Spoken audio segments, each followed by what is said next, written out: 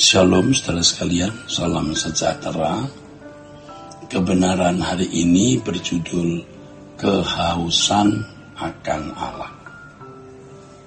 Orang yang sungguh-sungguh telah memiliki hidup yang kekal atau hidup yang berkualitas, cara pandangnya terhadap dunia pasti sangat berubah. Seiring dengan perjalanan waktu, ketika cara pandangnya terhadap hidup dan dunia pasti berubah, dan seiring dengan berubahnya cara pandang itu, kualitas hidupnya pasti semakin meningkat. Jadi cara pandang menentukan kualitas hidup seseorang. Orang seperti ini akan mengerti betapa berartinya kalau seseorang memiliki persekutuan dengan Allah. Tentu saja ia juga dapat menghayati betapa mengerikan keadaan seseorang yang tidak hidup dalam persekutuan dengan Allah secara benar. Oleh sebab itu, orang percaya harus terus-menerus mengalami perubahan cara berpikir atau terus-menerus mengalami perubahan dalam paradigmanya. Cara berpikir atau paradigma orang yang belum diubah tidak akan pernah menemukan kekosongan di dalam jiwanya. Orang seperti itu tidak merasakan dan tidak mengerti kesepiannya terpisah dari Allah. Ya, ia tidak mengerti betapa tidak berartinya hidup di luar persekutuan dengan Allah. Kenyataannya, dunia telah meracuni pikiran banyak orang, termasuk orang-orang Kristen dan rohaniwannya. Sehingga tanpa sadar mereka membangun cara berpikir, membangun paradigma dari sudut pandang atau perspektif dunia. Ya, karena racun dunia itu. Itulah sebabnya banyak di antara mereka berpikir betapa berartinya memiliki harta, betapa tidak berartinya kalau tidak memiliki harta. Mereka berpikir betapa tidak bermutunya kalau tidak menjadi orang yang terhormat. Mereka juga berpikir betapa kosongnya kalau tidak memiliki apa yang orang lain miliki. Hampir semua manusia sudah sesat dalam hal ini. Jadi mereka memiliki pikiran seperti ini. Nah, lebih menyedihkan kalau orang-orang Kristen termasuk para pelayan jemaat rohaniwan, pendeta, juga masih tersesat dalam pikiran ini. Yang mestinya menganjurkan bagaimana memiliki hidup yang berkualitas menurut versi Tuhan. Namun ternyata ya banyak pendeta masih ada dalam area kehidupan duniawi. Ya memang tidak mudah dikenali hal ini. Ini bisa terjadi memang karena sejak sekolah Alkitab atau ketika kuliah di sekolah tinggi teologi, memang maksud tujuannya berusaha hidup lebih baik, memiliki status strata sosial ekonomi yang baik, ya. Jadi melayani pekerjaan Tuhan itu hanya mau mengubah nasib di bumi.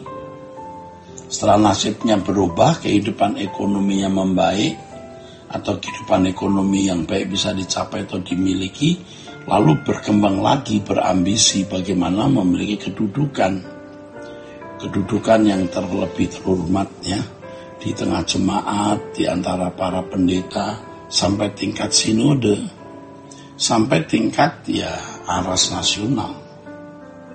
Jadi tidak mengherankan bila terjadi pertikaian dalam gereja lokal. Di sekolah-sekolah teologi, di kelas sinode, atau di tingkat tataran sinode, atau di persekutuan gereja di aras nasional, mudah terjadi pertikaian, perebutan kedudukan, saling sikut-menyikut ini. Dan itu peta yang jelas bagaimana orang-orang yang sebenarnya masih terbelenggu oleh percintaan dunia. Banyak orang yang salah memahami pengertian hidup kekal, sehingga mereka tidak memiliki kehausan akan Allah, dan memang tidak akan pernah bisa memilikinya. Kehidupan orang Kristen yang benar akan merasa kosong, merasa sepi, jika tidak memiliki persekutuan yang benar dengan Allah. keadaan tersebut sangat menyiksa loh. Hal ini yang mendorong seseorang, orang percaya yang benar ya, mencari Tuhan dengan sungguh-sungguh. Mereka mencari Tuhan bukan karena ada persoalan masalah dunia fana atau pemenuhan kebutuhan jasmani, karena memang jiwanya haus akan Allah. Seperti pemazmur mengatakan, seperti rusa merindukan sungai yang berair, demikian jiwaku merindukan Allah. Nah saudaraku, terkait dengan hal ini Tuhan Yesus menyatakan bahwa orang yang haus dan lapar akan kebenaran akan memperoleh kepuasan atau dipuaskan. Ketika dahaga jiwa manusia ditujukan kepada perkara-perkara dunia, maka ia tidak pernah mengenal dan merasakan kehausan akan Allah. Jadi kalau sudah memiliki persekutuan yang benar dengan Allah, walaupun rumah kecil, satu petak, satu kamar, itu pun sewa bulan ke bulan, hidup akan terasa lengkap dan hidup terasa berarti serta berisi. Walaupun belum memiliki jodoh, belum memiliki anak kandung, walaupun dikhianati anak kandung, walaupun dikhianati teman hidup, walaupun sendirian, walaupun tidak punya apa-apa, tetap merasa hidupnya bernilai. Tetap merasa hidupnya berarti karena telah menemukan Tuhan. Sebenarnya prinsip seperti ini sudah dimiliki pemazmur sejak periode Perjanjian Lama, dan itu sebenarnya sudah memberikan kita pelajaran yang mahal.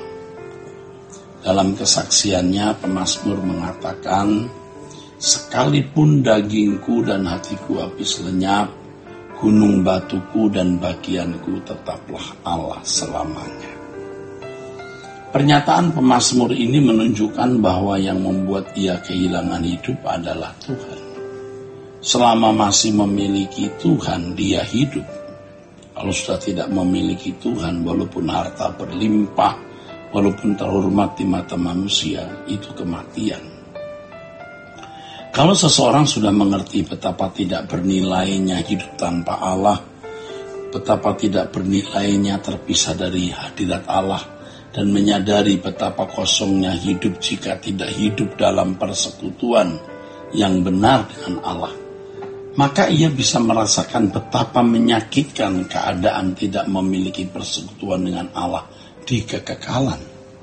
Dari penghayatan terhadap hal ini, barulah seseorang dapat memiliki kegentaran yang hebat terhadap Allah secara proporsional. Dan akhirnya juga memiliki kegentaran terhadap kekekalan. Kegentaran yang luar biasa terhadap kekekalan, yaitu jika terpisah dari Allah, ini paling merisaukan hati mestinya.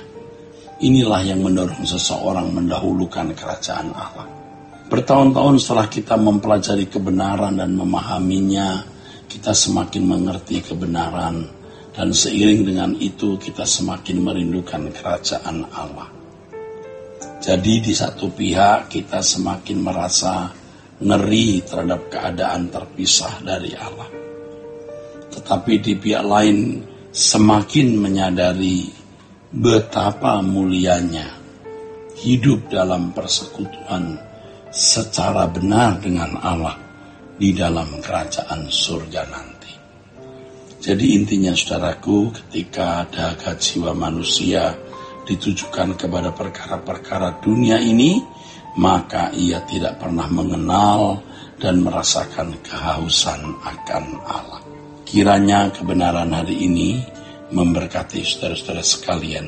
Sola Gracia.